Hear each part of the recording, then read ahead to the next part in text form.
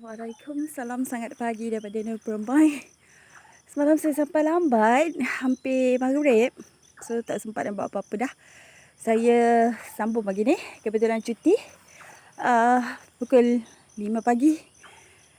Saya siapkan wrist bag yang sebenarnya telah disiapkan oleh sebahagian dia. Semalam anak saya buat lah. So saya siapkan dan sesuatu yang baru sebelum pergi kerja pagi ni.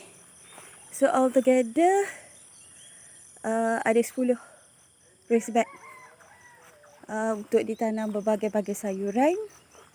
Untuk kami gunakan recycled share je, yang rumah lama kan, pagar lama, ada yang patah-patah tu, mana-mana yang rosak, share yang pecah, sebab tu kami gunakan semua. Jadi kami isi dengan daun pisang, tapi daun pisang tak cukup banyak lagi. Mungkin over the weekend kena masuk hutan sana lah, ambil daun-daun kering kan. Sebab kat sini dia tak banyak daun, sebab tak banyak pokok. So itulah, ya, 10.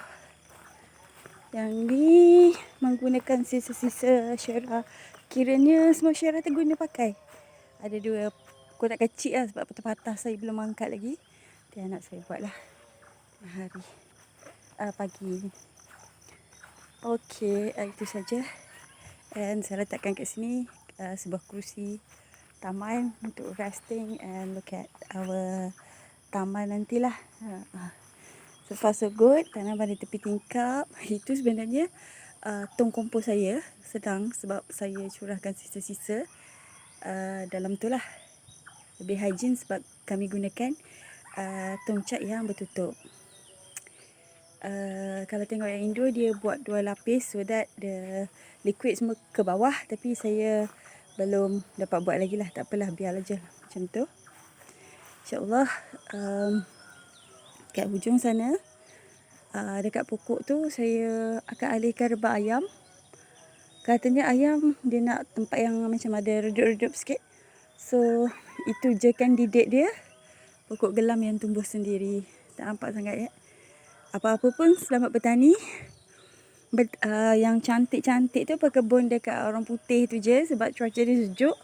Dekat Malaysia ni pukul 6 pagi pun peluh non-stop dah. Padahal saya cuma angkat-angkat syarah tu bawa ke sini je. Peluh dia memang tak. Memang kalau nak exercise, buatlah kerja pertanian. Dia memang berpeluh. Okey, mungkin nanti yang gentle bila kita memetik-metik tu gentle lah. Tapi kalau yang ni memang hard work jugalah sebenarnya. Penat juga. Okey, selamat bertani.